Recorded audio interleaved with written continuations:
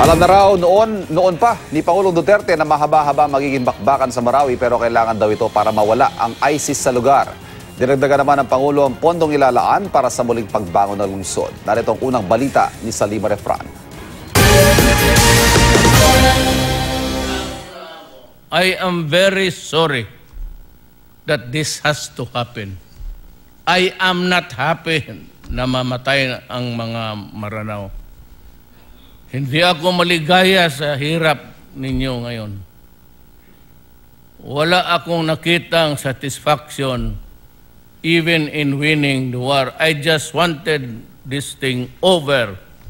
And itong mga radicals, extremists, out of the Muslim world dito.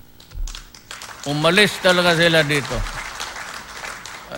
Sa hapunan para sa selebrasyon ng Idil Fitir sa Malacanang kagabi, inamin ng Pangulo na nagduruguraw ang kanyang puso sa sitwasyon ng mga apektado ng gulo. Higit isang buwan na mula ng kubkubi ng Maute Group ang Marawi, higit 300,000 na ang apektado dahil dito. Pero pag-amin ng Pangulo, magiging mahaba pa raw ang labanang ito. Alam ko ang ginawa mo, noong pagsabi ko mag-martial law ako, nandoon ako sa Moscow, alam ko na lahat. Alam ko na how long it would take for us. At alam ko ang deployment ng mga snipers, pati kung saan nila tinago yung mga armas nila. I already had the complete picture and I knew that would be a long fight. Hindi rin naiwasan ng Pangulo na magalit sa pagpasok ng ideolohiya ng ISIS sa bansa at sa mga teroristang hangad na mapalagana pa ito.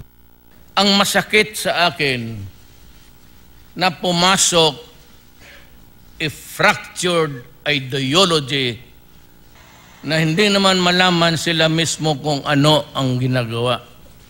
All that they want is to kill and destroy. That's the Quran. It's the Constitution. You have to follow it. That's the highest. Nothing is above the Quran.